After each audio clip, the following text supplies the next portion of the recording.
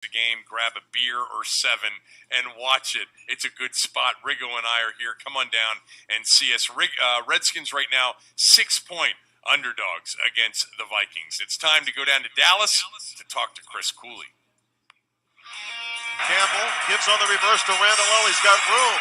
And no, he's going to throw it. He's got Cooley inside the 5. It's a touchdown. Brought to you by Compare.com. Saving humanity from high insurance rates. Well, there are a little over 2,000 quarters total in an NFL season, and the average amount of safeties per NFL season is 15. So you need to do some simple division. You may want to check that. I pretty much averaged her on out. Here's Chris Cooley. Live from AT&T Stadium in Arlington, Texas, Chris Cooley joins us. You've been down there for about 24 hours or close to it. What's the mood down there in Dallas for this What's game? up, boys? Happy Thanksgiving to and you to guys. you as well. Here's the mood. I can't stand anybody in Dallas. I can't stand this place, and I've decided, Kevin, John, that I'd rather win here than win at home. I'd trade a home game loss for a win in Dallas. There's just nothing better than watching these smug... Let's leave it at that. I just don't like this place, man. I don't like the Cowboys, and I think the players feel the same way. I think this team feels like they got to get a win.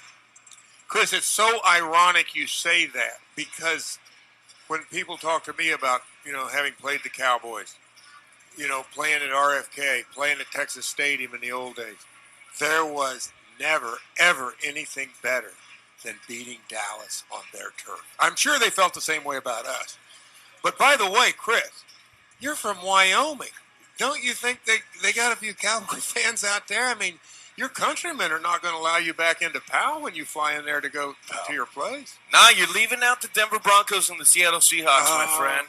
Both of those two teams vastly more popular than the Dallas Cowboys in Wyoming. Okay, well played. Yeah, those were the couple teams when we were there. And let me speak from a fan's perspective. I just don't. Go ahead. What you said, there's something as a fan when you go on the road in a big game and beat a rival. There is something incredibly satisfying about that. Yeah. It's almost at a different level because it's harder to do. Well, it's everything what Chris just said. You really can feel it as a player when you get down on the field and you just look up into those, and you can see the people and the disdain that they have for you. Right. And there's nothing better.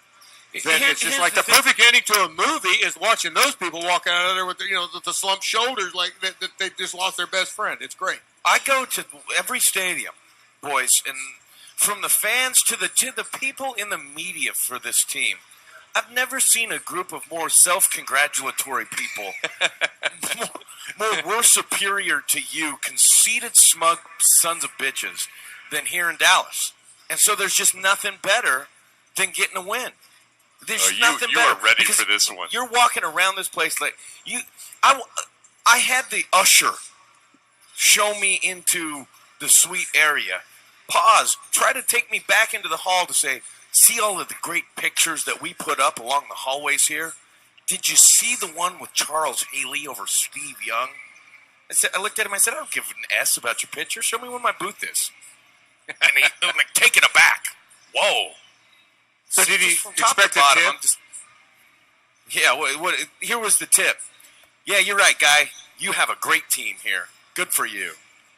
Even the broadcast team is ready for this game. I think so. It. Hopefully your booth is not beside Brad Sham's booth. And Babe Laufenberg. I could see fisticuffs breaking out. Although Babe may be a double agent face right now. But Cooley, is the mood in Dallas like this is a massive game like it is here? Top to bottom, Kevin, I talked to a bunch of the players today, and you and I had a conversation yesterday about this being the biggest Redskins season game, not Redskins-Dallas game, season game, at least to aggregate wins since 1991. And you talk to these players, and they sense that, and they feel that. But they also lost to Dallas this year. And every single player, to a man on this team, says we should have beat the Dallas Cowboys. Believe it in their hearts. They were a little bit embarrassed by that loss to Dallas at home. So, yeah, I think that there's a true feeling of resentment towards the Dallas Cowboys today, and really a true feeling of national resentment to what Dallas is, like what the media perceives the Cowboys as right now, and Dak and Zeke and these young rookies and how great they are. I think the players are over it. Chris Cooley and I host Cooley and Kevin 7 to 11 a.m. weekday mornings on ESPN 980 in DC, ESPN980.com. You can download the app, the ESPN 980 app. Riggo is with us every Thursday for an hour from 9 to 10 a.m. And we talked a lot this week about, what the Green Bay win meant. And by the way, when you do your film breakdown Tuesdays and Wednesdays, starting at 7:30, you gave Kirk Cousins the highest grade you've ever given to any Redskin since you've done this. But what would a win today mean? How would you describe this team if they beat the Cowboys today? If they beat the Cowboys today, you will truly look at the Redskins as an NFC contender, as an NFC championship contender, which then realistically, Kevin, makes them a Super Bowl contender. I think everyone outside of D.C. would look at the Redskins as an NFC championship contender. It also really makes this division, the NFC East, interesting. I mean, as you go through the schedule, the Redskins win today, they continue to stay hot, they build confidence. Dallas plays a tough schedule. It puts us right in contention for the division. So that's what it means, and I think that means the same thing to the players. You understand that feeling inside when your team is hot, when your team is good, and when everyone's got your back. It is different. It is better, and they will get that if they win this game today. Chris, I couldn't agree with you more. I think that's a pretty simple extrapolation. You beat the Cowboys, they are the dominant team in the NFL, not just necessarily the NFC, but for sure the NFC. You're looking at a pretty good run then, and I think that the confidence you get from all this, I think with the way they played on Sunday night, it just keeps it going. The momentum. I mean, really, the shame of it is they got to wait 10 days to play again. But I also feel myself, and I want to get your reaction to it, and I'll say this: I think because this has the flavor. I mean, it's got a feel of a playoff game. In all honesty, I think I don't want to say it's pressure. But Cousins has to play well today. Cousins has a bad game today, and I don't think that he's capable of having that. But if he does, then you're going to go, well, the big spot. What did he do? There's a little bit of pressure on him. I don't know. I would wonder if you feel the same way, Chris. There's pressure on every starting quarterback as you progress through the season with the playoff team. There was pressure on Sam Bradford 30 minutes ago when he threw a pick to cost his team the game in that situation. But he's not up. He's not going for a long-term contract that I'm aware of. Kirk Cousins is getting a long-term contract regardless of how he plays in this game, unless it's 5 interceptions and he falls apart the rest of the season. The pressure is to win. But if you look at in honor of Riggins on Thanksgiving today, Kevin, Kirk Cousins has got to gourmandize on this secondary. What does that even mean? That's a Riggo word. He's got to indulge in good eating. He's got to eat greedily. He's going to eat. I said it. Of course, Riggo knew what it meant. Tradition of Riggins. He's got to feast on this secondary. Google it. There's a word. I'm just going with it. He's got to feast on this secondary, and he's got to be consistent and play the way he has, letting the ball go. They can absolutely tear up this Dallas defense as I watch it more and more on film, but it will be Kirk Cousins. I think they got to run the ball as well. Atavistic cultures. I think that's the only one. That's what Doc would want. Doc would want them to go into an atavistic nature and try to pound at Smash Mouth. Right, exactly. Very good. If you can do both, use it. Here's the thing: the more you can do, Kevin, the more you can do.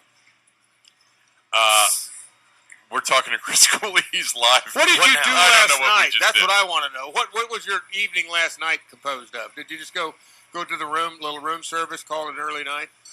I went to a Redskins rally in Dallas at the bar, which was awesome, with Bruce Allen and Larry Michael and Doc Walker and a bunch of the guys. And that was a lot of fun. When we went over to Morton's, where I got to have dinner with Sonny Jurgensen and drink some wine with Sonny Jurgensen, which...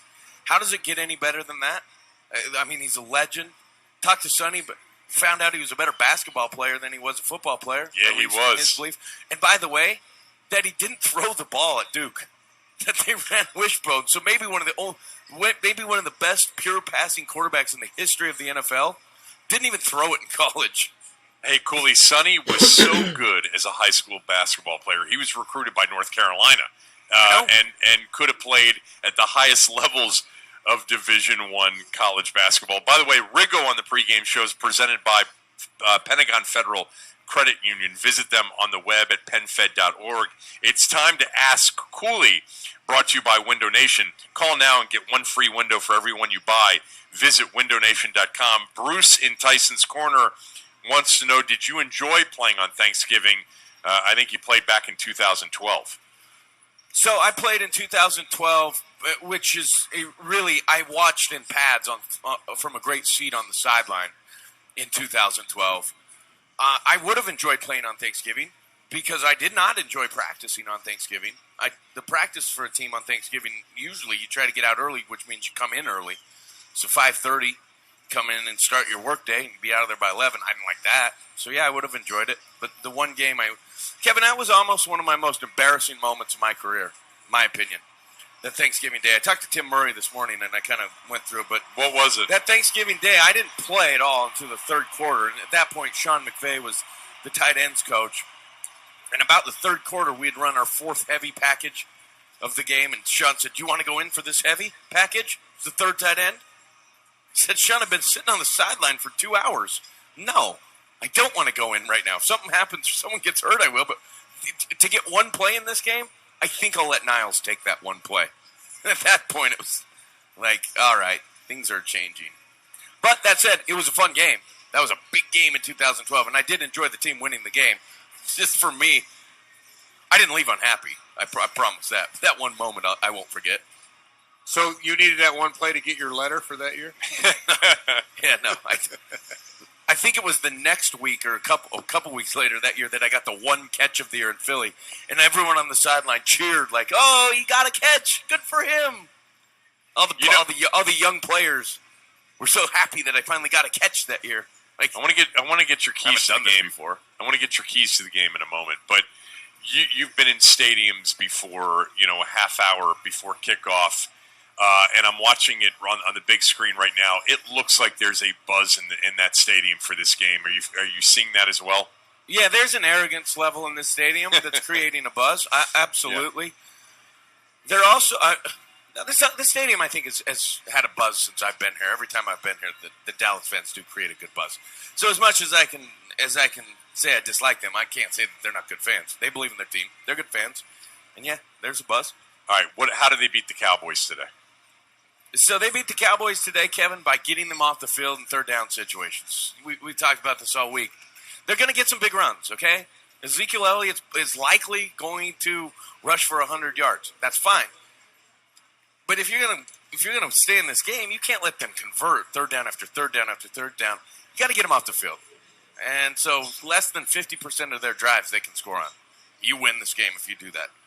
Conversely, you got to convert in third down and longs, and Kirk Cousins will dictate if they do or they do not with his eyes, with his vision down the field, and with his accuracy and timing to get it to his receivers. If it's 3rd and 8, look for them to convert right on the numbers. And then I think just lastly, you want it for fun?